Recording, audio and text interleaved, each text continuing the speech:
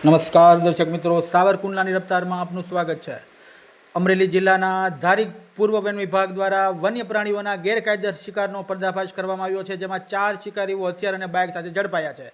Dalkhaniya range ધારી દ્વારા આજરોજ Junagadh one સંરક્ષણ વન્ય પ્રાણી વર્તુળ શ્રી રામ રતન નાલા તથા નાયબ વન સંરક્ષક શ્રી વિકાસ યાદવ ગીર પૂર્વ વન વિભાગ ધારીની સૂચના મુજબ વન વિસ્તારમાં સઘન પેટ્રોલિંગ કરી ગુનાહિત પ્રવૃત્તિ રોકવા માટે ખાસ ઝુંબેશ હાથ ધરવામાં આવી હતી। આ સૂચના અને મદદનીશ વન સંરક્ષક શ્રી પૂર્વ વન વિભાગ ધારીના માર્ગદર્શન હેઠળ આજરોજ તારીખ 9/6/2026ના રોજ વહેલી સવારે દલખાણીયા રેન્જના forest officer Shri, range forest officer Shri, mobile staff તેમજ દલખાણીયાના સ્ટાફ દ્વારા રાત્રે પેટ્રોલિંગ હાથ ધરવામાં આવ્યું હતું।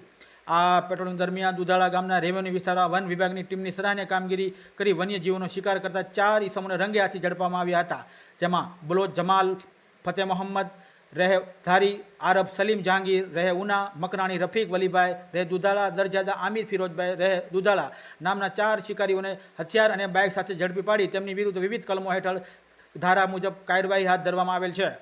Bureau report, સાવરકુંડલાની રફતાર।